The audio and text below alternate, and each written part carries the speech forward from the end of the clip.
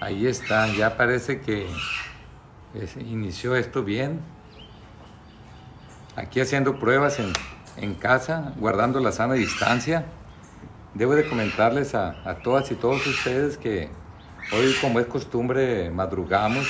Ya tuvimos una entrevista de radio con Víctor Torres. Estuvimos también nosotros en este momento en una videoconferencia con Televisa. Y la verdad que me da mucho gusto el hecho de que se esté difundiendo lo que nosotros pensamos, lo que un servidor piensa, pero sobre todo lo que estamos haciendo como partido sinaloense. Ya ustedes vieron en la prensa que el gobernador del estado de Sinaloa hizo recientemente un exhorto a nosotros como partidos políticos. ¿Para qué? Para donar lo que es el 50% de un mes de financiamiento. Lógicamente que nosotros dijimos que sí, pero de manera inmediata. Fuimos el primer partido en decir sí. ¿Por qué? Bueno, tenemos que tener congruencia entre lo que decimos y lo que hacemos. Hay que recordar nuestra lucha a nivel nacional para la disminución del financiamiento de los partidos políticos, pero en esta ocasión ese exhorto que se hace es para multiplicar un dinero, hacer más grande una bolsa de manera conjunta, gobierno del estado, junto con los partidos políticos, con la finalidad de llevarlo esto a Nacional Financiera, que es una banca. Parece que hubo una falla. Y lo más importante de esto es que se multiplique ese recurso. ¿Por cuánto se multiplica? Por 14. De tal manera que entre 10 millones que pone el gobernador y 5 millones los partidos políticos, si es que aceptamos los 4 partidos nacionales que tienen financiamiento aquí en Sinaloa y el partido local, que es el partido sinaloense, nosotros tendríamos alrededor de 210 millones de pesos para dárselo a las micro, pequeñas y medianas empresas. Desde luego, no es mucho dinero, ellos necesitan mucho más, pero aquí el apoyo del gobierno juega un papel fundamental. El nivel municipal, el nivel estatal, el nivel federal tienen que apechugar, tienen que poner recurso económico para poder que sobrevivan las micro, pequeñas y medianas empresas, que hay entre 5 y 6 millones en este momento en el país. Y para que tengan una idea todas y todos ustedes, lo que son las micro, pequeñas y medianas empresas, alrededor del 90% de todas las empresas de México tienen 5 o menos trabajadores y el 95% tienen 10 o menos trabajadores. Es decir, son empresas, muchas de ellas familiares, que se les está solicitando en este momento el apoyo, que sean solidarios. ¿En qué sentido? Que manden a su casa a los empleados para resguardarse. ¿Para qué? Para que no se contagien de esta enfermedad que es el coronavirus. Es decir, que el contagio sea mucho más lento, de eso se trata. Pero la pregunta es, ¿cómo le van a hacer las micro, pequeñas y medianas empresas si la mayoría de ellas, su flujo de caja, ¿no?, de efectivo sobre todo, tienen para sobrevivir a lo sumo un mes? ¿Qué es lo que se tiene que hacer? Pues tienen que ser apoyadas. ¿Quién? Desde luego, los diferentes órdenes de gobierno. Es por ello que hago un llamado a ellos, hago un llamado al propio presidente de la República para que se presente de manera inmediata un plan económico, ¿no?, en donde esto sea una especie de acuerdo, de unidad, una especie de pacto nacional entre el gobierno federal y los otros órdenes de gobierno, así como también los propios empresarios y nosotros como ciudadanos. Aquí hay que entender que tenemos un enemigo común en esta guerra, y ese enemigo se llama coronavirus, que produce una enfermedad que se llama COVID-19, y precisamente en ese enemigo que tenemos hay que combatirlo. ¿Cómo lo vamos a combatir? Haciendo equipo, ¿no? Aquí quiero llegar con esto, que nosotros como ciudadanos tenemos que obedecer las recomendaciones que hacen las autoridades de salud para la prevención de esta enfermedad. Hay que decirlo, este virus es sumamente contagioso, ¿no? Fácilmente se contagian las personas, pero tenemos una ventaja, y esto le damos gracias a Dios: su índice de letalidad o mortalidad es sumamente bajo, ¿no? Eso significa que de cada 100 que se infectan, alrededor de 80 prácticamente son asintomáticos o tienen un simple dolor de cabeza o una simple gripa nada más.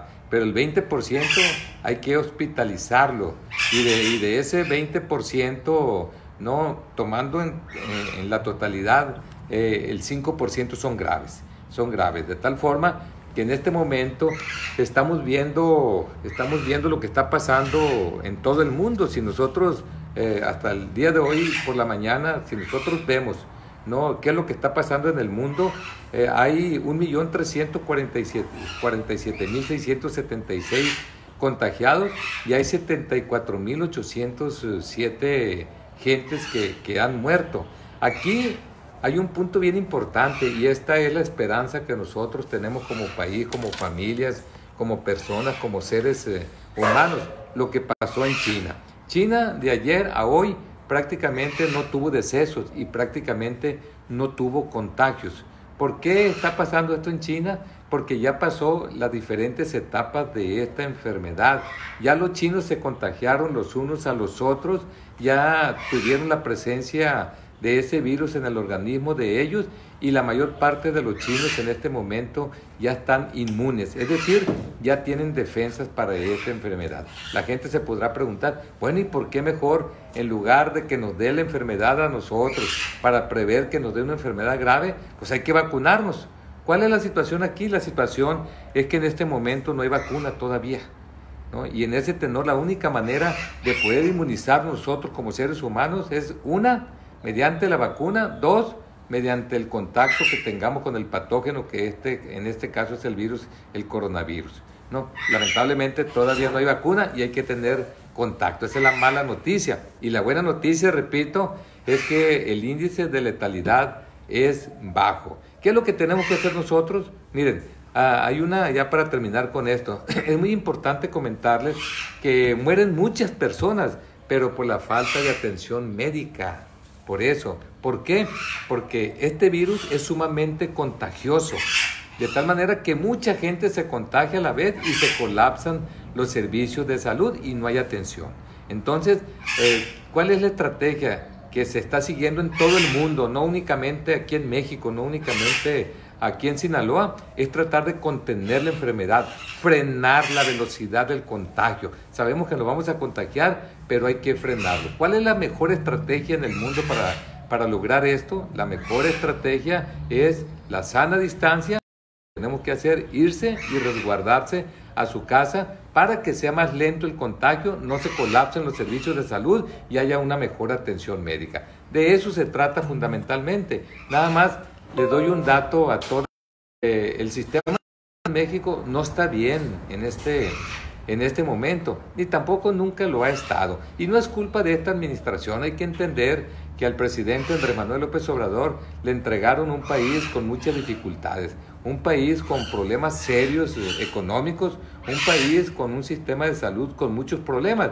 Y si no, escuchen lo siguiente: cuando tomó protesta el titular, que es un señor Ferrer, del Instituto de Salud para el Bienestar, el INSABI, él dijo de manera muy clara. Lo primero que dijo: llegamos con muchos problemas de déficit de recursos humanos. Un déficit de más de 100,000 médicos generales, un déficit de más de 70,000 especialistas, un déficit de más de 240,000 enfermeras, enfermeros. Pero además tenemos, así lo dijo, un presupuesto muy bajo, eran 112,000 millones de pesos.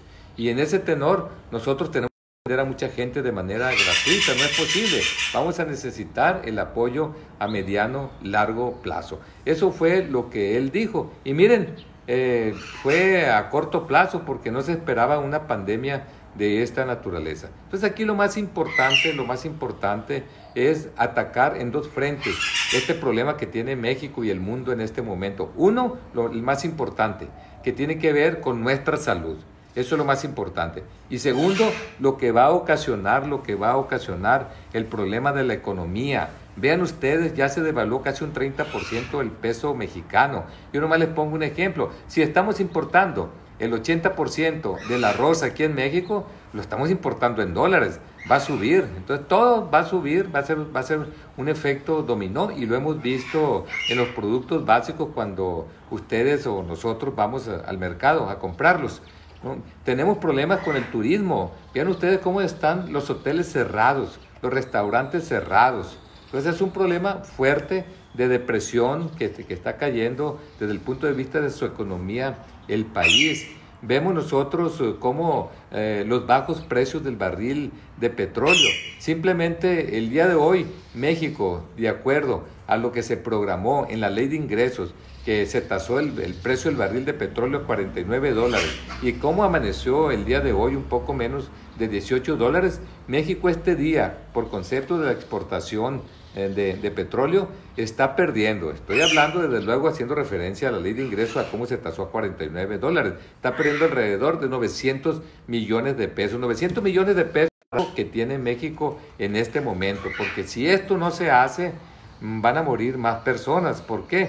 Porque las micro, pequeñas y medianas empresas no van a poder liberar a sus empleados para que se vayan a sus casas con el salario normal. ¿Qué va a hacer la gente que se va a sus casas sin salario? Salirse. ¿Para qué? Pues para buscar la comida de su familia, y lógicamente que está expuesto a los contagios. Eso nos va a pegar muy duro. Este problema económico que se está generando, lógicamente, si no hay una buena estrategia de cómo tratarlo, hay que decirlo de manera muy clara: va a haber más pobreza, va a haber más desigualdad social, va a haber más violencia. Y así que cuando hay más violencia hay más muertes. Vean ustedes cómo hay más muertes por la violencia como consecuencia de la pobreza, del problema económico existente en el mundo y en el país, y cómo también hay muertes por el problema de la contingencia sanitaria que estamos viviendo. Luego entonces hay que atacar en dos frentes esto: uno desde el punto de vista de salud y otro desde el punto de vista de la economía del país. Eso es lo que pienso, es lo que tenemos que hacer, y tú, yo, tenemos que poner todo lo que esté de nuestra parte. Tenemos que resguardarnos en nuestras casas. Hay gente que no cree todavía. ¿Cómo diablos no vamos a creer? Hay que ver lo que está pasando aquí en el país vecino. Ya son, no sé, aquí tengo el dato, cómo amaneció el día de hoy en Estados Unidos. Son alrededor de más de 11,000 muertes en Estados Unidos. Vean ustedes, Italia tiene 16,500 muertes hasta el día de ayer en la tarde. Hay que ver cómo, por ejemplo, Alemania tiene más de 103,000. Fíjense ustedes qué interesante esto.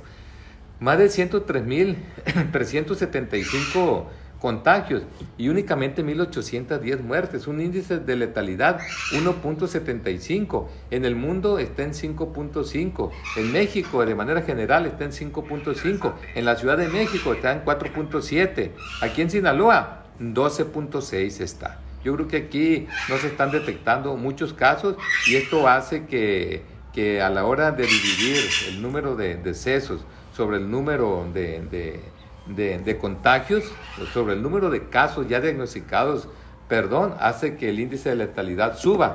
Y esto se debe a que no hacemos casi pruebas aquí en el estado de Sinaloa. Lo más importante en este momento es la prevención. Entonces, yo lo llamo para que lo hagamos. Y repito lo que estaba diciendo Alemania, 1.75. ¿Por qué Alemania? Alemania tiene mucho apoyo a la ciencia y a la tecnología. Tiene mucho apoyo a la investigación y desarrollo. Tiene una infraestructura hospitalaria tremenda. Y vean ustedes cómo baja 1.75. Entonces la esperanza que tenemos nosotros es que el índice de letalidad no ande en 5.5 como dice a nivel mundial. No ande en 12.6 como dice aquí en Sinaloa, sino que hay muchísimos casos no diagnosticados, y significa que dando una buena atención se puede bajar hasta el 1% o menos. Esa es la buena noticia que nosotros tenemos. Por lo pronto, mientras son peras o son manzanas, hay que ser más lenta este contagio para no colapsar los servicios de salud y haya una mejor atención médica, y aparte, dar tiempo para que haya un tratamiento y para que haya una vacuna. Entonces, seguimos en contacto. Me dio mucho gusto tener esta comunicación con todas y todos ustedes, y la verdad que me da mucho gusto tener aquí pues muchísima gente. Es increíble la gente que se está reportando. Muchas gracias a Pauleta, a Ezequiel, a Marilyn, a Richie, Javier Bernardo, ¿no? Carlos Tizog, Gene, muchas gracias. Muchas gracias a Gilberto Rodríguez, a Juan Carlos Alarcón, a Carlos Avendaño, Abel Camacho, Karina Ortiz, Raúl de Anda, Justi Cervantes, Marla Lorena, no, Angélica María Rábago, Flor Silvestre Perea Ruiz, Aglaé, muchas gracias, Flor Silvestre, Joel Cuadra, no, pues hay muchos, yo creo que nos pasaremos todo, ¡hijo de la fregada! Muchas gracias por sintonizarnos y por darme la oportunidad de estar en contacto con ustedes. Decirles que lo que yo hablo no lo hablo a tanteo, no lo hablo a tanteo. Yo llevé la materia de virología, yo soy químico, farmacéutico, biólogo, me formé en hospital, era una moda, las autovacunas. La verdad que hemos trabajado al respecto, conozco la importancia de la inmunología en este momento, así que lo más importante son ustedes y nosotros como seres humanos. Así que muchas gracias por sintonizarnos y van a decir que como friego, pero no importa, me vale que lo digan. No, les tengo que repetir otra vez. Aquí como le va a los diabéticos. ¿Cómo le va a los diabéticos en su enfermedad? Les va como a ellos quieren. ¿Por qué? Porque si no se cuidan, se van para abajo. Así de sencillo. Un abrazo cariñoso para todas y todos.